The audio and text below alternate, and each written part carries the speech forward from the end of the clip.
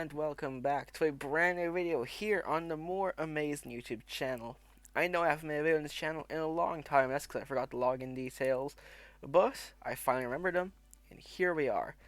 Anyways, Sonic the Hedgehog has had a lot of ups and downs over the last 30 years, but we aren't here to discuss the quality of the games, nor the quality of the stories themselves.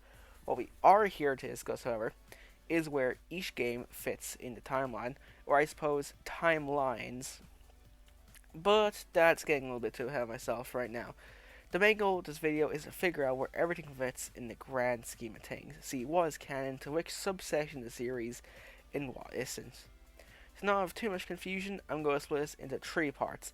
The main timeline, the Mania timeline, and the Boom timeline. So let's kick things off with the main timeline. The easiest place to start when it comes to figuring out what belongs here is to look at Sonic Generations. Generations provides with 9 stages in a chronological order that will help us get things moving. Generations features 3 levels from each era up to that point, from Sonic 1, 2, 3, and Knuckles, Adventure, Adventure 2, Heroes, 06, Unleashed, and Colors. So that slots them all into the timeline to start. The 3DS version of Generations does include levels from Sonic's handheld outings, or well, I suppose it's just Sonic Rush and everything else is the same, but we'll look at that when we get there. So obviously the starting point of the series is Sonic 1 for the Sega Mega Drive or Genesis for you Americans, which then leads into Sonic 2 and afterwards Sonic 3 and Knuckles. Seems simple so far, yeah? Well, this is where everything decides to make life hard for me.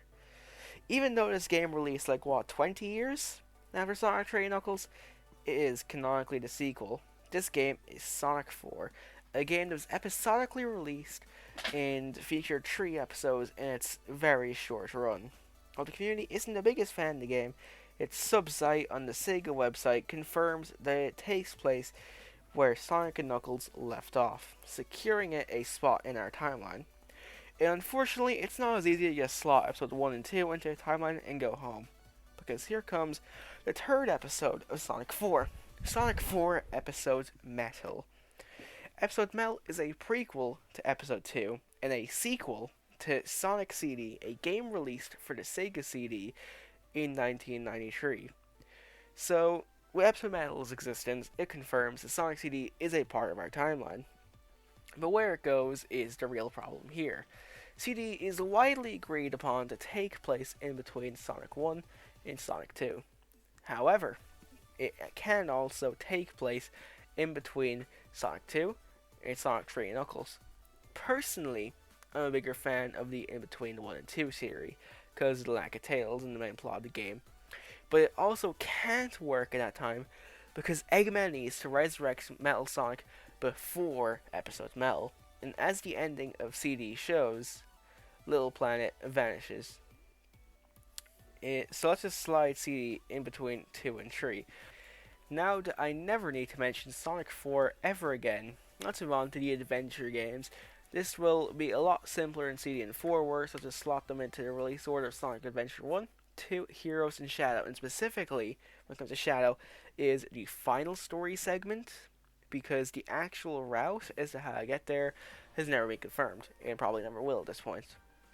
During the editing of this video, I noticed I forgot to include the advanced games into this timeline.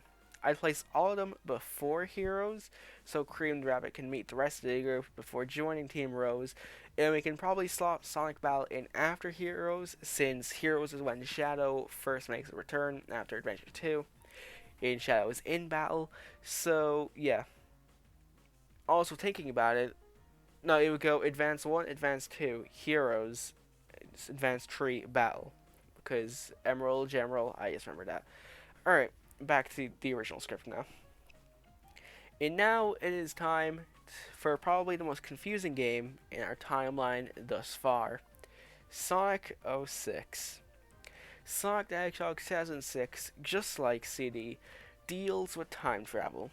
Sonic 06 shows us the past, present, and future of Sonic's world throughout each of the main game's stories, but the ending of the game erases the main villain from the game from existence, thus wiping out 06 from the timeline. But that can't happen, because Crisis City is in Generations. So clearly, the game wasn't actually removed from the timeline, unless it actually became a split timeline. This next part is going to be very confusing. Trust me, it's confusing with me as well. But just bear with me, because the only logical theory I can come up with for how this can all make sense. So, Sonic CD had a good feature and a bad feature in this game. You got the good feature if you got the time stones and broke the generators, but if you fail to do either of those, you get the bad feature. Generations has you face Metal Sonic in the bad feature of Stardust Speedway, meaning in the main timeline, or what Sonic must have fucked up. He didn't get the time stones or the generators, but in the 3DS version, you race Metal Sonic in Casino Night from Sonic 2. In the 3DS version, Generations does not include a level from 06, instead replacing it with a level from Sonic Rush. What I'm trying to get at here is that in the main console version and timeline, 06 technically still happened. It's just the memories of it all were erased.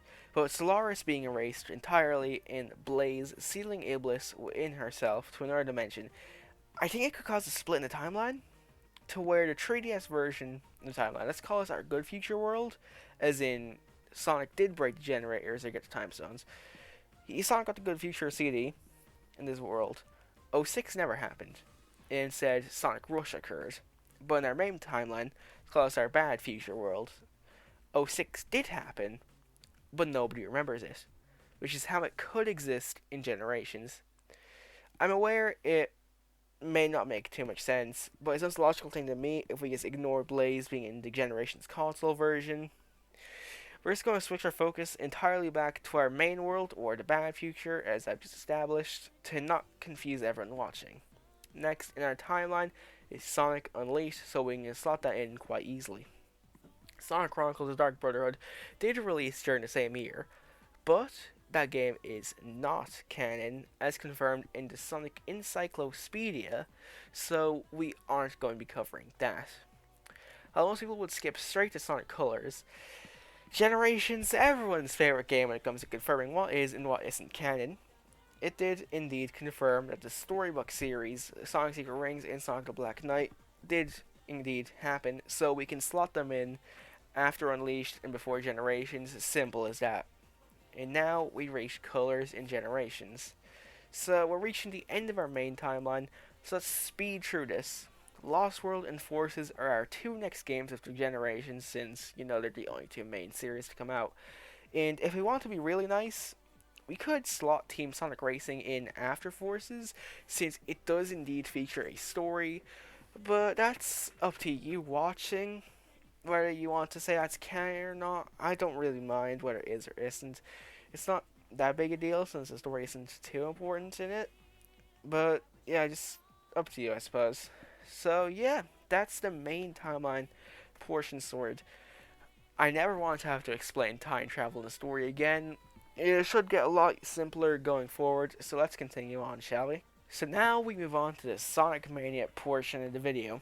This won't be an exact copy at the start of our previous time because our first game is actually Sega Sonic the Hedgehog, a Japanese arcade game that released close enough to Sonic 1. This game was the debut of Ray the Flying Squirrel and Mighty the Armadillo, who we will see later on in our timeline. Next, we move on to Sonic 1 and 2, obviously. But before we can go on to Sonic CD, this is when I would insert Sonic Generations. As Generations does not feature a classic Amy or a classic Knuckles, this must mean it, obviously, the Generations version of Sonic hasn't went through CD yet. But classic Metal Sonic is in it, so at this point, who really knows anymore? And speaking of Metal Sonic, CD will be going straight after Generations. As we've established before, Sonic and Knuckles is after CD, so that goes in there. And thankfully, in this timeline, there is no Sonic the Hedgehog 4. No episode 1, no episode 2, no episode Metal, none of that never happened, thank God. Because Sonic Mania, the real Sonic 4, will be taking its spot in our timeline. And as we all unfortunately know, in the ending of Sonic Mania, it is linked to Sonic Forces. So Forces will be taking the next spot in our timeline.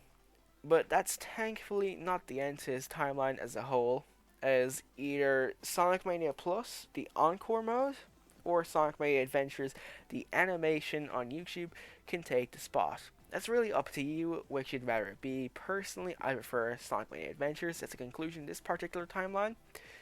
But if you want to say the Encore mode was the conclusion, the end of the timeline, as of right now, go ahead, knock yourself out, it's fine. It's a lot easier of a timeline. It's way easier, less messy. It's just a good time all around. So now we move on to the last section of our video, because this is the Boom timeline. Everything about this universe is pretty unknown for the most part. Is none of the past games that explain each character's origin can actually make sense in this universe. All the characters just conveniently exist in it and have similar enough relationships with each other as they do in the main timeline. So I suppose this timeline will already start split because there's two versions of the Boomverse. Well, technically three.